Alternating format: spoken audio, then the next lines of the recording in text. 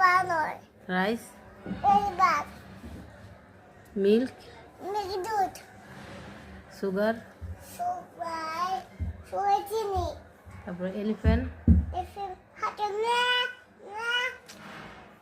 dog কুকুর তারপরে cat cat cat Miao এদিকে তাকাও সুন্দর করে বলো ক্যাট মিয়াও মেয়া বলে না বলো বিড়াল আমি বলবো আচ্ছা বলো ক্যাট বেড়াই হ্যাঁ ডগ কুকুর তারপরে এসে আর জানি কি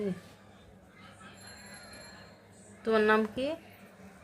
রোজা সুন্দর করে বলো মাই মাই